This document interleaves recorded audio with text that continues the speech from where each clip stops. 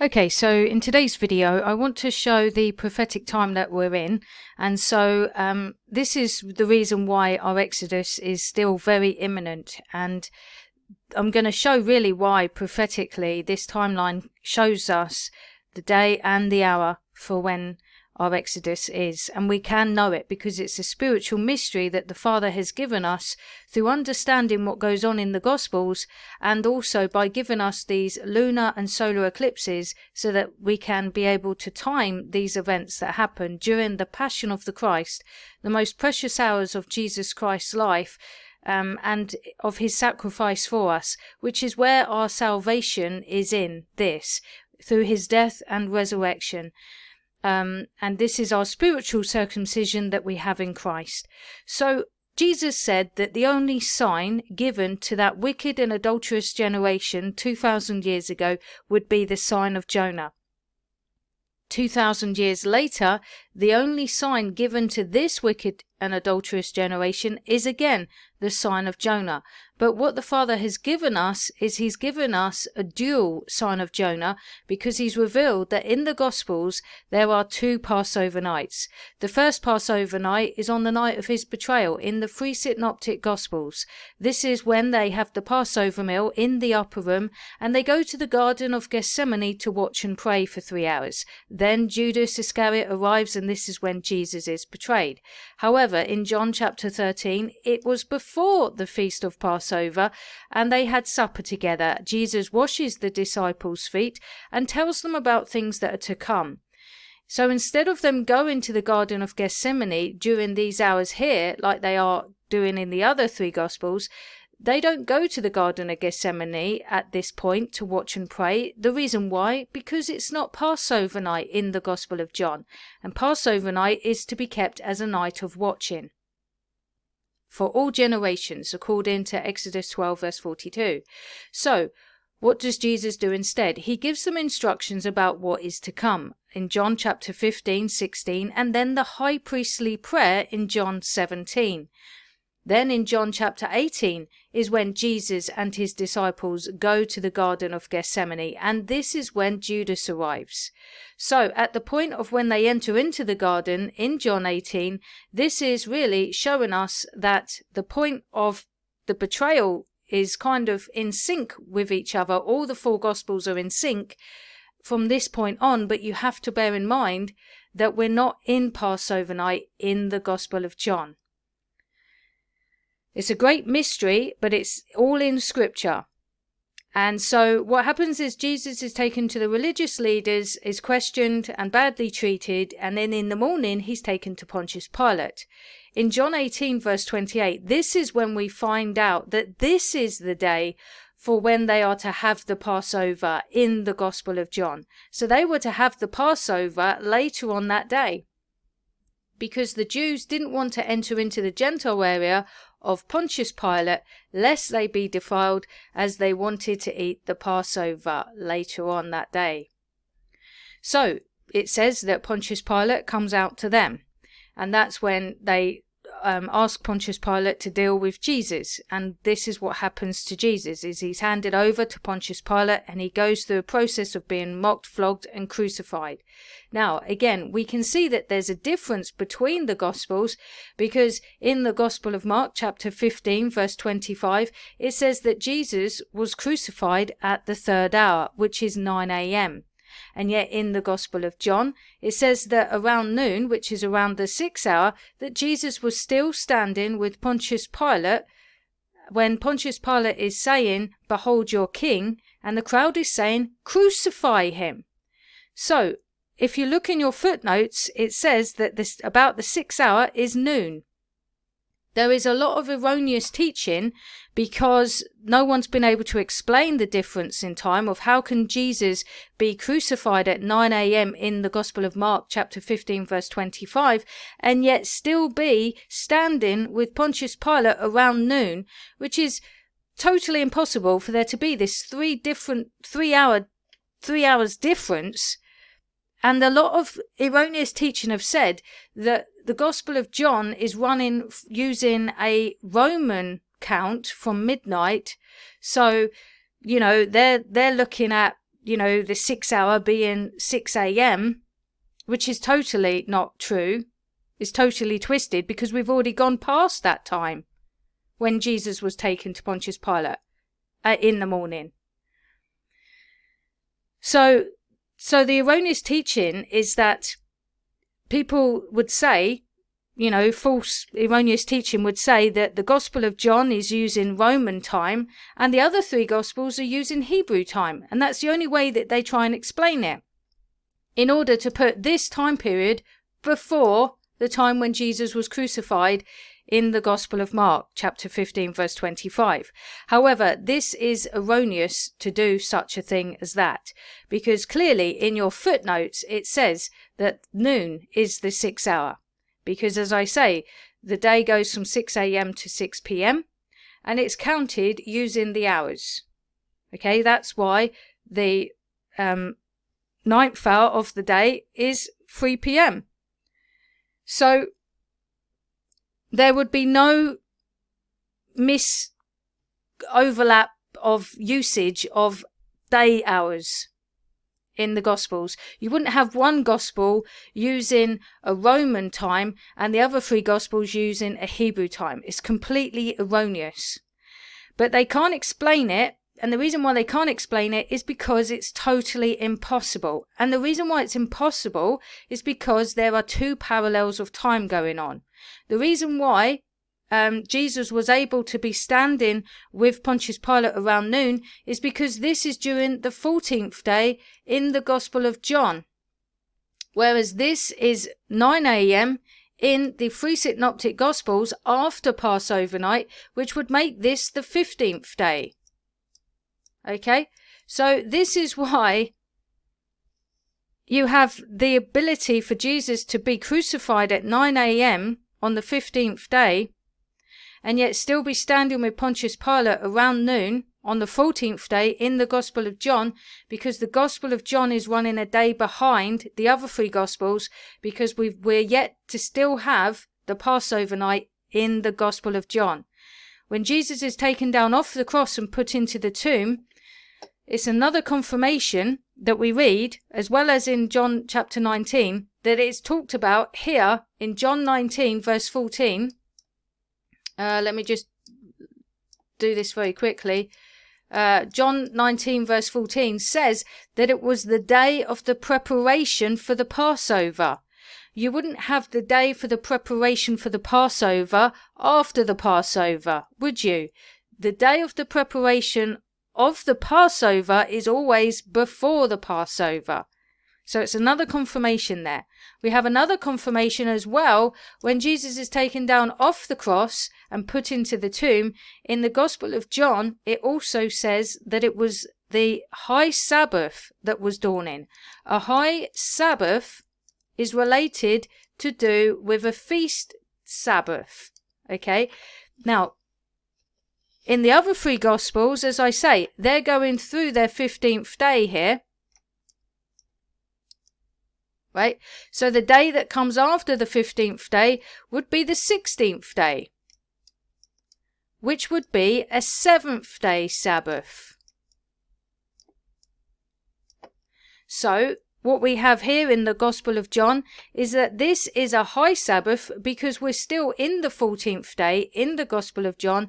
And this high Sabbath is because this is when the first day of the Feast of Unleavened Bread begins, which is Passover night. And this is obviously the initiation for the high Sabbath, which is the first day of the Feast of Unleavened Bread. So the next day in the Gospel of John would be the 15th day. Okay, in the Gospel of John, which would still be the first day of the Feast of Unleavened Bread. However, in the other 3 Gospels, they now enter into their 7th day Sabbath. So this is really the reason why we have this great mystery in the Gospels, is because of there being 2 signs of Jonas. So whilst there are 2 Passover nights, the reason is to give us an extended version of a sign of Jonah, which is 5 years long. So I'll show you that now. Just clear this off. So this is the first sign of Jonah. I've already done this before, but I'm just going to show it so that people can see it again. This is the first sign of Jonah. Okay. From the 14th day to the 17th day, 1 night, 2 nights, 3 nights, bam, resurrection happens here. Now, as I said, when Jesus goes to the Garden of Gethsemane in the Gospel of John, it's like at this point they all come back in sync with each other. But remember, they're not in sync because the Gospel of John is still running a day behind, because they are yet to have their Passover here, okay, in the Gospel of John, when Jesus is taken down off the cross and put into the tomb. So the second sign of Jonah also finishes here at this point. Okay. So there we go.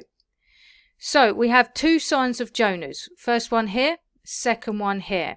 The second one being from the 15th day up to the 18th day. Okay.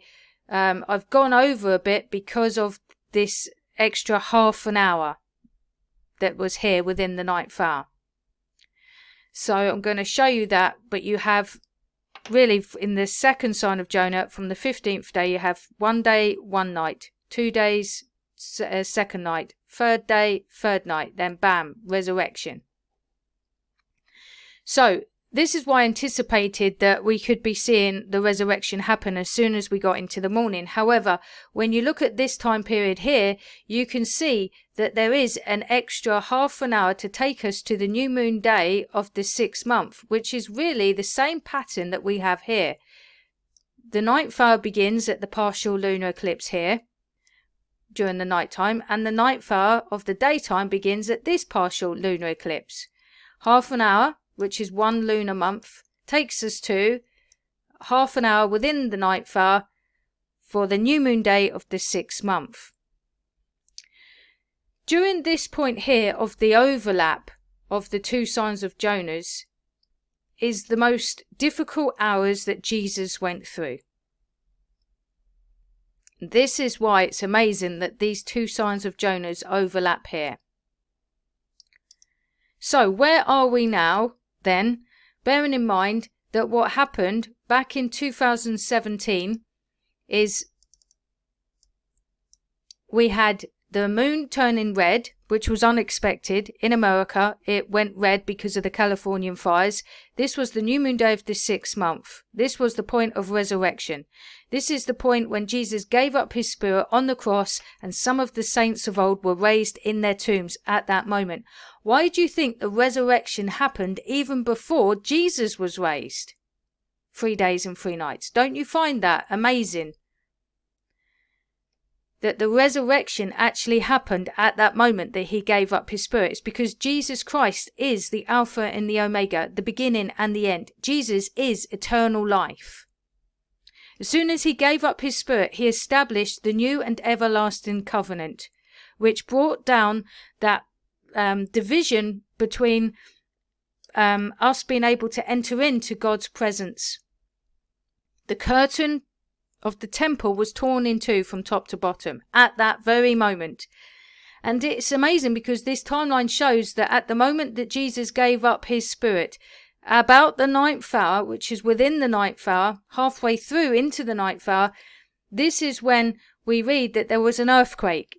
And it's amazing because this earthquake is the same earthquake that happened when the angel descended upon the tomb and rolled away the stone on the 3rd day.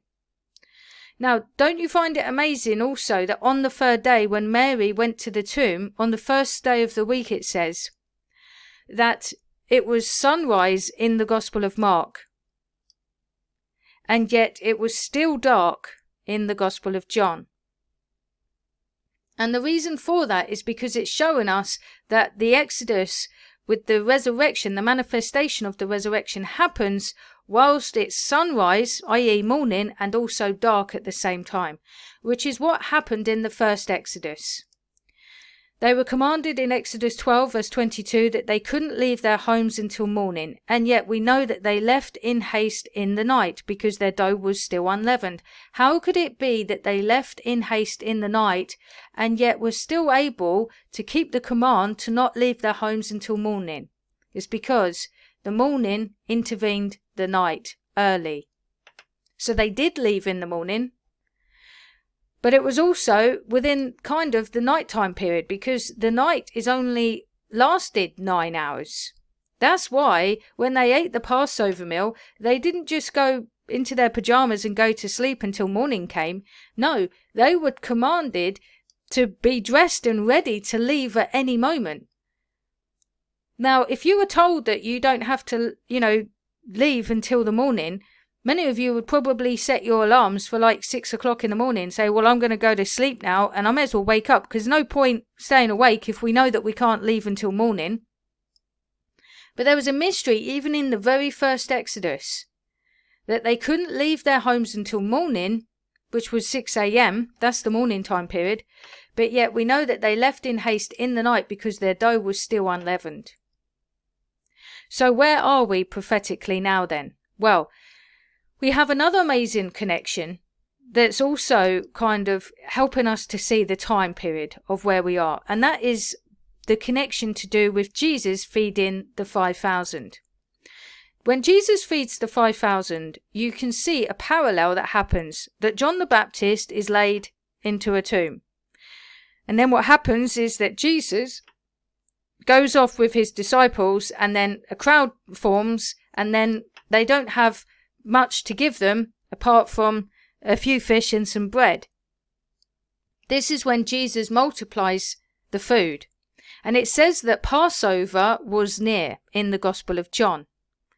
There is a connection to what happens with the feeding of the 5,000 to this particular Passover night. Interestingly as well, when you read in the account of the feeding of the 5,000, you also read in the Gospel of Mark chapter 6 that when Jesus comes to them, after obviously they've left the crowd and Jesus gone up the mountain, when Jesus sees them rowing hard on the waves, on the wind and the waves are against them, he comes to them walking on the water, and he approaches the boat as if he is about to pass them by. Have you ever thought why it says he was about to pass them by? It's because it's the Lord's Passover night. Okay, so what we have here in this time period is a parallel over with the time period where Jesus goes up onto the mountain and prays.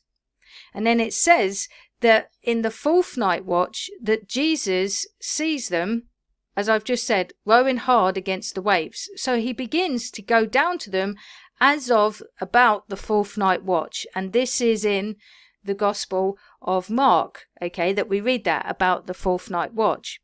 Now, what we read in the Gospel of John is slightly different. It gives us a bit more detail. And the detail that it gives us is the distance that they are out at sea. And some people might think, why is the distance important? Because the distance gives us a time, okay, of a potential arrival of Jesus entering the boat. So let's look at John 6 verse 19. It says here, when they had rowed about 3 or 4 miles, which is about 25 to 30 stadia, they saw Jesus approaching the boat, walking on the sea, and they were terrified. So the disciples had rowed about 3 or 4 miles. That's obviously from the land into the middle, so to speak, of where they were. So it was about 3 or 4 miles into the sea. How long would it take us to walk 3 or 4 miles? Well, the average speed of a walking, person is about 3 to 4 miles per hour. So we know that when Jesus left, as it says in the Gospel of Mark, about the fourth watch of the night, Jesus went out to them. Now, it's about, this word is about, again, about. It's the same word that's used for about the 9th hour or around the 9th hour, within that time period.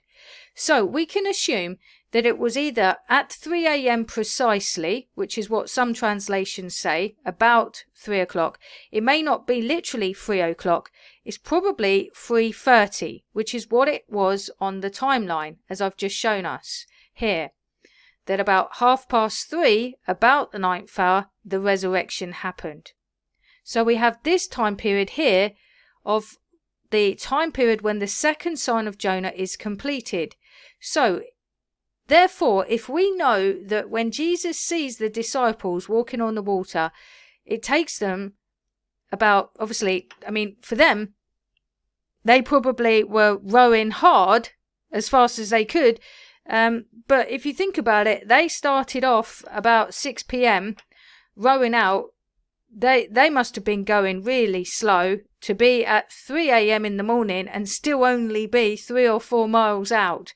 And it was because it says that the wind and the waves were against them, that it was slowing them down. And it was slowing them down on purpose, because the time period for Jesus to get to them would be about an hour journey for him walking on the water.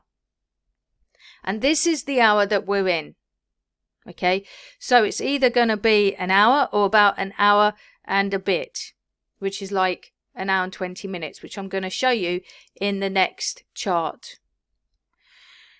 So Jesus walks on the water towards the disciples. Okay, now if we begin from exactly 3 a.m., if we propose that Jesus took 1 hour to get to his disciples, then we're looking at it being at the 14th of September, around that time period.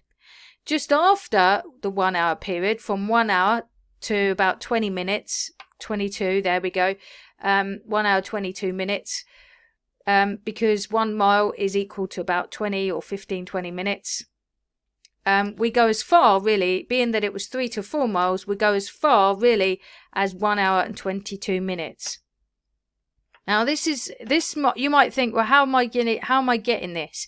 Well, what's interesting is because between 1 hour and 1 hour and 22 minutes, between the 14th of September and the 6th of October, is when we have the full feasts of the Lord. And this is from 3 a.m., so to speak, which is 6 a.m. because the mornings come early. So this is from really what would be the 4th night watch, but really it's the beginning of the 4th day, because it's the day after the 3 days and 3 nights of the sign of Jonah. So beginning really from then, from 3 a.m., it means that by the time Jesus would get to the disciples walking on the water, he would really have to get to them by this point, which is the 8th day of Tabernacles, which is the 6th of October on the Overcomer calendar. Now, if Jesus didn't head out as of 3 a.m., but headed out as of half an hour into the 9th hour, which is obviously, being that this is the morning and this is now half an hour into the first hour of the night of the day, even though it's technically, still within the 9th hour. If we began from this point, okay, means that we would take about an hour for Jesus to get to them, right? Minimum, it would take at least an hour to walk 3 or 4 miles. So he couldn't get to them really before the 14th of September, or if he started out at this point, he would only be able to get to them at that point, from either the 14th of September or the 14th of October, depending on when he left, okay, which, to be honest, the way it looks like is probably, well, it's either of them, okay, because we don't know for sure, but all I know is the 17th of July was when we entered into the morning. And this is why we're going to go through 2 sets of looking at a time period between the 1 hour and 1 hour and 22 minutes, which is from the 14th of September up to the 6th of October, which is the full feast on the Overcomer calendar, going from the Feast of Trumpets all the way through to the 8th day of Tabernacles. Now, if there was to be a 13th month added this year, then it would mean that the full feast wouldn't begin until the 14th of October onwards and take us till the 5th of November.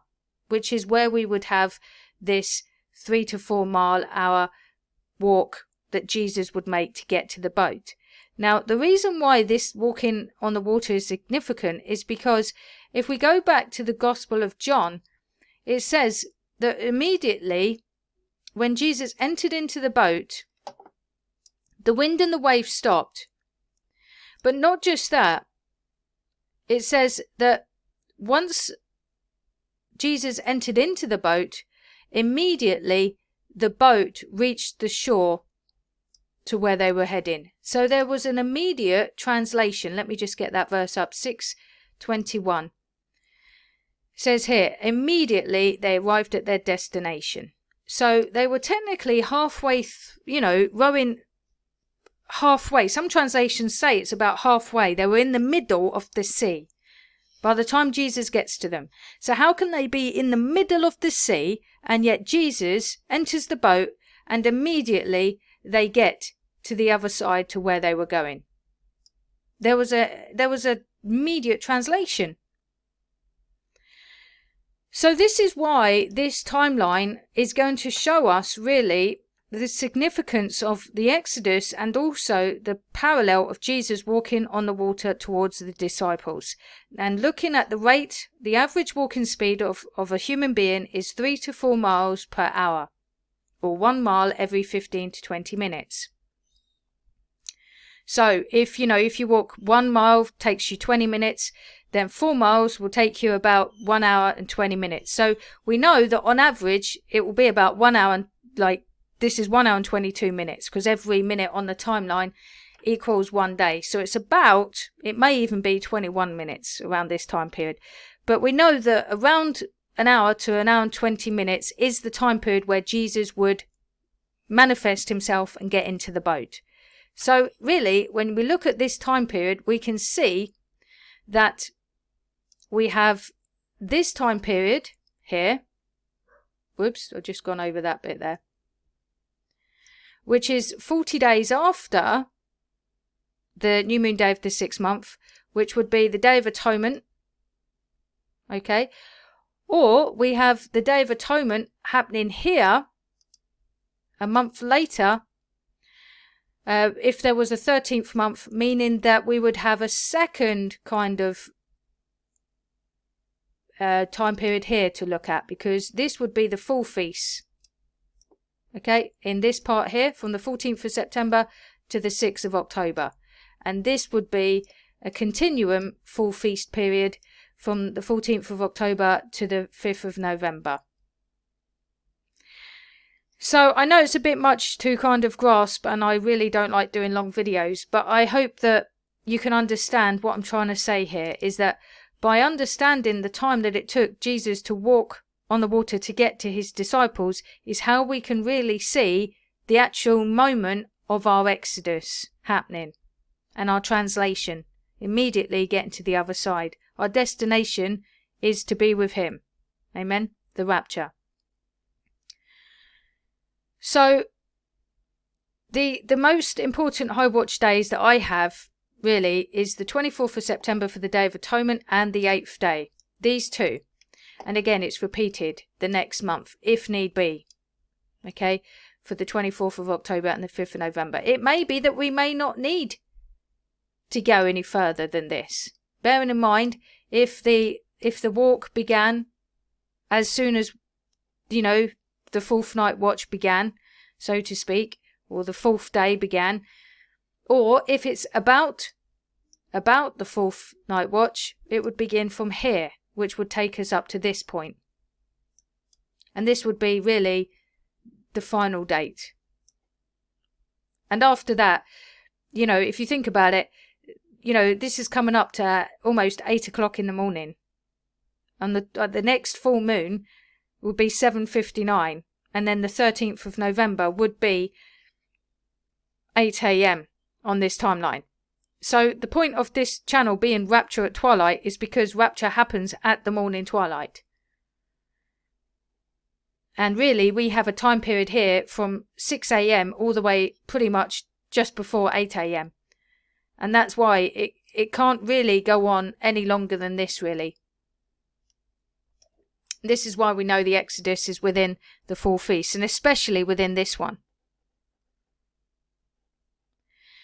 It's interesting that the only other connection I can see to do with the 10th hour, obviously the 9th hour is the resurrection, but the other aspect of the 10th hour is that this is when John and Andrew came to Jesus.